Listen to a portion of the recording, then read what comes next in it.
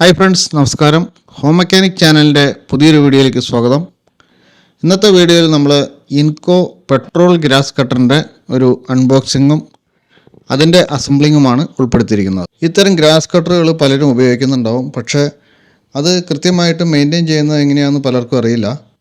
അപ്പോൾ അതുകൊണ്ട് grass cutting machine ഉപയോഗിക്കുന്നതിന് മുമ്പായി അറിഞ്ഞിരിക്കേണ്ട ചില പ്രധാനപ്പെട്ട കാര്യങ്ങളാണ് ഈ വീഡിയോയിൽ ഉൾപ്പെടുത്തിയിരിക്കുന്നത്. ഇത്തരം ഗ്രാസ് കട്ടർ ഉപയോഗിക്കുന്നവരും ഇനി വാങ്ങാൻ ഉദ്ദേശിക്കുന്നവരും ഈ വീഡിയോ മുഴുവനായി കാണാൻ ശ്രമിക്കുക. മെഷീൻ്റെ ലോങ് ലൈഫിന് വേണ്ടി എന്തൊക്കെയാണ് ശ്രദ്ധിക്കേണ്ടത് എന്ന് വീഡിയോയിൽ ഡിസ്ക്രൈബ് ചെയ്യുന്നുണ്ട്. അപ്പോൾ ഈ ഒരു പാക്കിങ്ങിൽ വന്നിരിക്കുന്ന ഐറ്റംസൊക്കെ പുറത്തെടുത്ത് വെച്ചിട്ടുണ്ട്.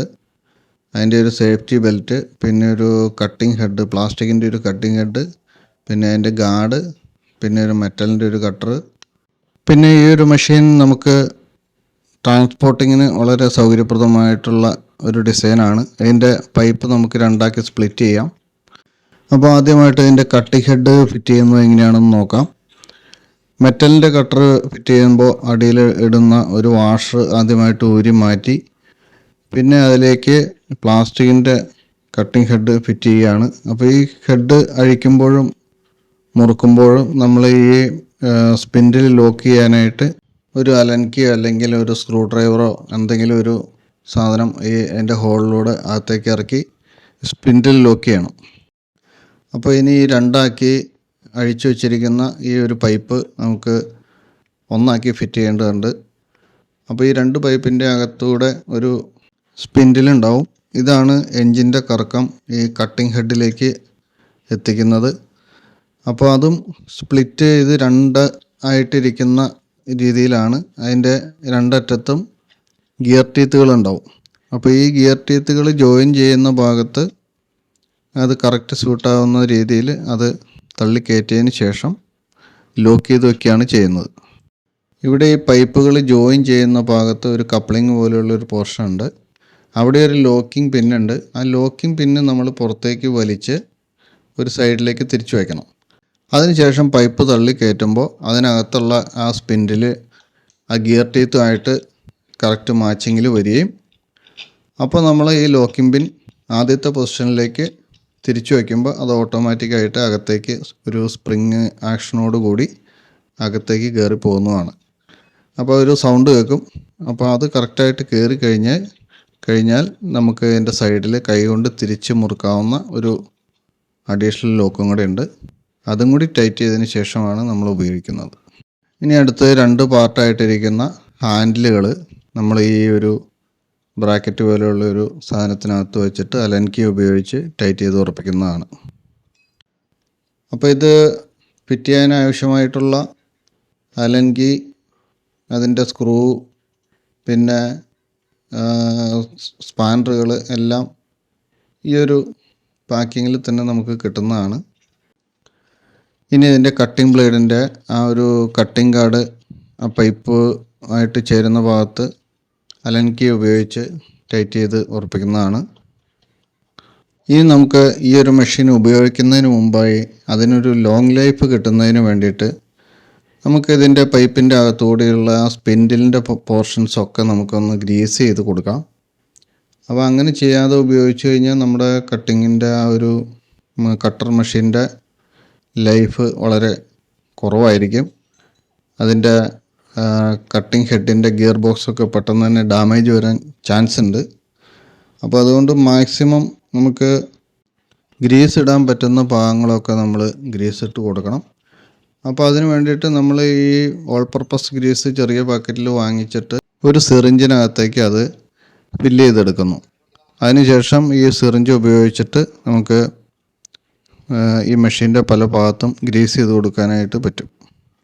ഗ്രീസ് ചെയ്യാൻ വേണ്ടിയിട്ട് നമ്മൾ ഈ കട്ടിംഗ് ഹെഡിൻ്റെ ആ ഒരു ഗിയർ ബോക്സ് വരുന്ന ഭാഗം, അവിടെ ഒരു കപ്ലിംഗ് പോലുള്ളൊരു പോർഷൻ ഉണ്ട്. അപ്പോൾ അവിടെ അഴിച്ചു കഴിഞ്ഞപ്പോൾ നമുക്ക് ആദ്യം പറഞ്ഞ ആ സ്പിൻഡിലിൻ്റെ ഗിയർ ടീത്തുള്ള ആ ഒരു പോർഷൻ കണ്ടു. അത് പുറത്തേക്ക് നമുക്ക് വലിച്ചു ഊരിയെടുക്കാം. ആ പൈപ്പിൻ്റെ ഉള്ളിൽ നിന്ന് ആ സെൻറ്റർ ഭാഗത്തു നിന്നുള്ള സോക്കറ്റിൽ നിന്ന് അത് ഊരിപ്പോരും. അപ്പോൾ ഈ ഒരു സ്പിൻഡിലിൽ നമ്മൾ ഫുള്ളായിട്ട് ഗ്രീസ് തേച്ച് കൊടുക്കാം. പ്രത്യേകിച്ചും ഗിയർ ടീത്തുകൾ വരുന്ന ഭാഗത്ത് പ്രത്യേകം ഗ്രീസ് അപ്ലൈ ചെയ്യാനായിട്ട് ശ്രദ്ധിക്കണം.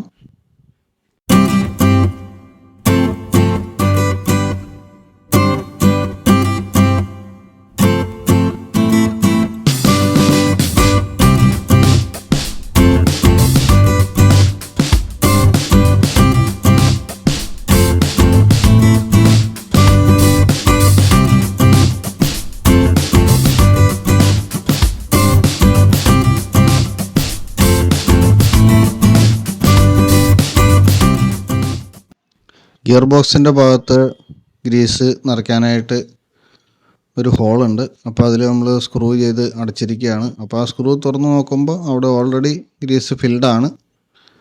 എങ്കിലും ഇനി കുറച്ചുകൂടി ഫില്ല് ചെയ്യാൻ പറ്റുമെന്ന് ഒന്ന് നോക്കി. പക്ഷേ ഈ മെഷീനിൽ അതിൻ്റെ ആവശ്യം ഉണ്ടായില്ല.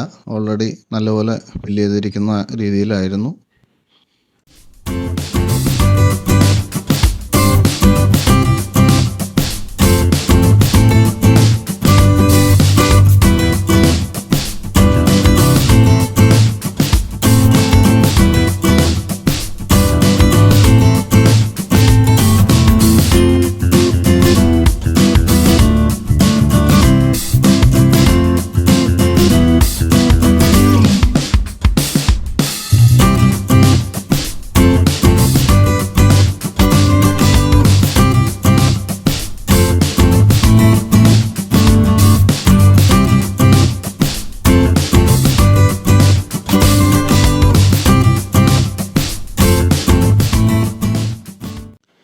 ഇനി നമുക്ക് എൻജിൻ്റെ ഭാഗത്തുള്ള പൈപ്പ് കൂടി അഴിച്ചെടുക്കേണ്ടതുണ്ട്.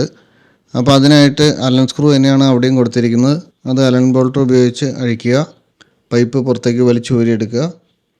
അതിനുശേഷം നമുക്ക് ആ എൻജിൻ്റെ അകത്തേക്ക് ഇങ്ങനെ പൈപ്പ് ഫിറ്റ് ചെയ്തിരിക്കുന്ന ഉള്ളിലേക്ക് നോക്കുമ്പോൾ അതിനകത്തുള്ള സ്പിൻഡിലിൻ്റെ ഗിയർ ടീത്ത് മേറ്റ് ചെയ്യുന്ന ഒരു ഭാഗം അവിടെ കാണാം. അപ്പോൾ അവിടെ നമ്മൾ ഗ്രീസ് കൊടുക്കുക. അതിനുശേഷം വീണ്ടും ആ ഒരു സെൻറ്റർ ഭാഗത്തുള്ള കപ്ലിംഗ് കൂടി അലൻ ബോൾട്ടുകൾ അഴിച്ചെടുത്തതിന് ശേഷം ഈ പൈപ്പിനകത്തുള്ള ആ സ്പിൻഡിലിൻ്റെ രണ്ടാമത്തെ പകുതി പുറത്തേക്ക് എടുക്കുക.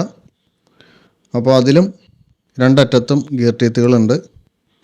ഗിയർ ടീത്തുകളുള്ള ഭാഗത്തും അല്ലാത്ത ഭാഗത്തും നന്നായിട്ട് തന്നെ കൈകൊണ്ട് ഗ്രീസ് പുരട്ടി വയ്ക്കുക.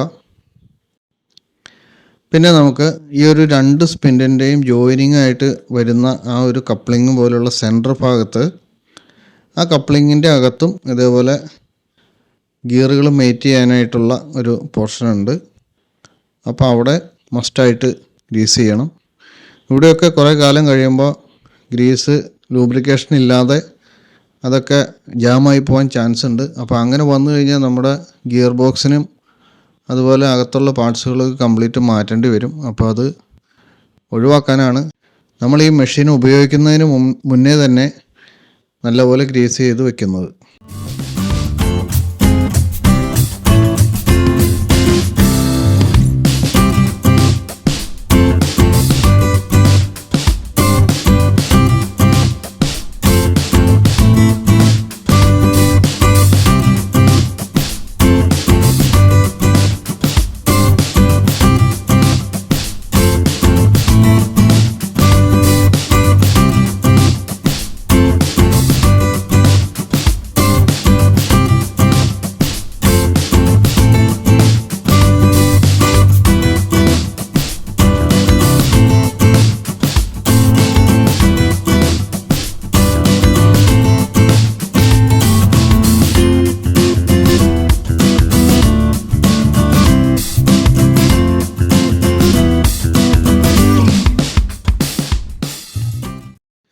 അപ്പോൾ നമ്മൾ അഴിച്ച പാർട്സുകളൊക്കെ കൃത്യമായിട്ട് തന്നെ ഫിറ്റ് ചെയ്തു.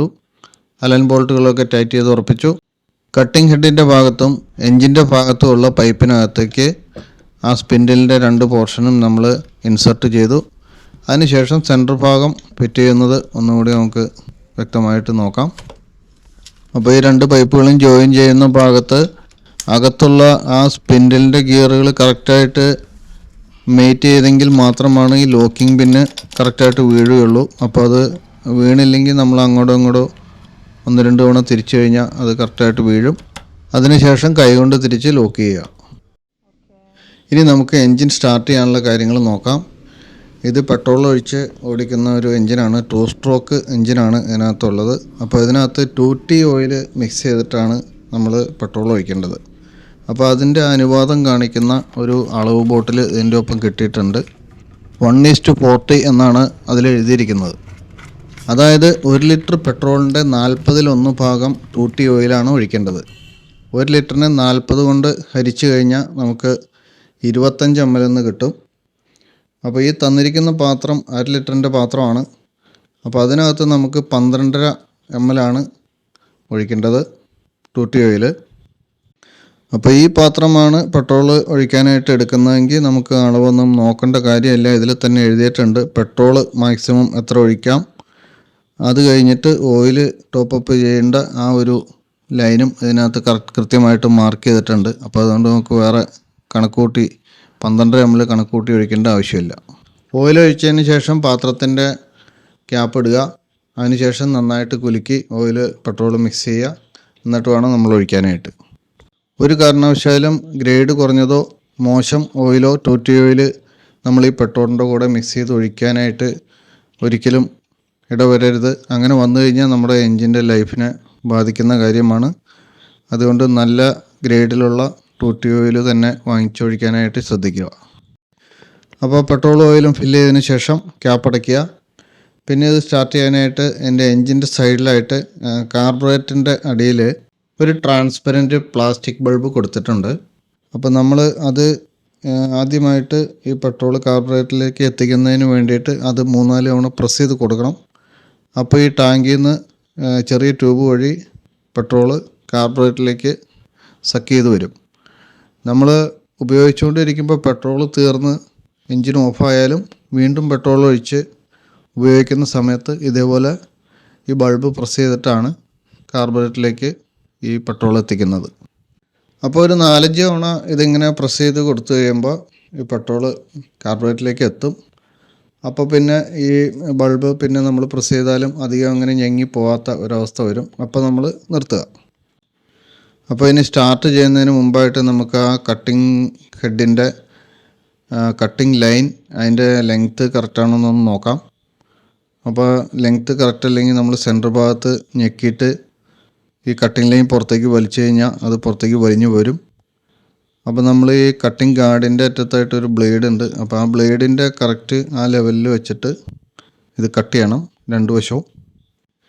മിക്കവാറും ചിലർ ഈ ഒരു ബ്ലേഡ് അഴിച്ച് കളഞ്ഞിട്ടുണ്ടാവും. അതുപോലെ ഇതിൻ്റെ ഗാർഡ് കുറേ കൂടി പൊക്കത്തിലേക്ക് നീക്കി ഫിക്സ് ചെയ്തിട്ടാണ് പലരും ഉപയോഗിക്കാറ്.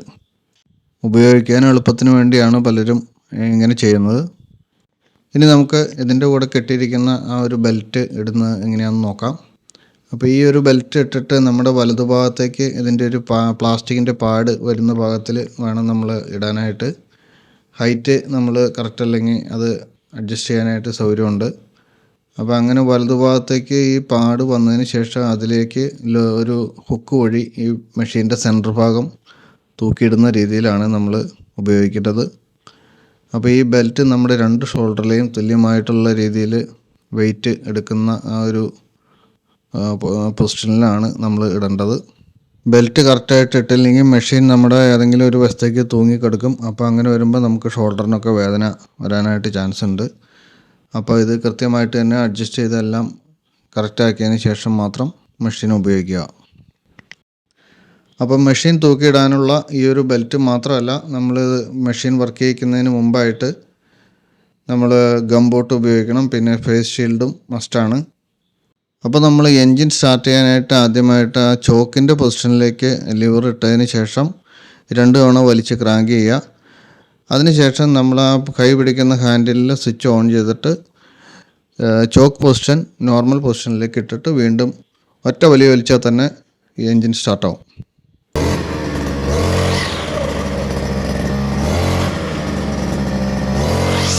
ആക്സലറേറ്റ് ചെയ്യാനായിട്ട് വലത്തെ കൈയുടെ പിടിയിൽ 2 സ്വിച്ചുകളുണ്ട്. ഈ 2 സ്വിച്ചുകളും പ്രസ്സായിട്ടിരിക്കണം.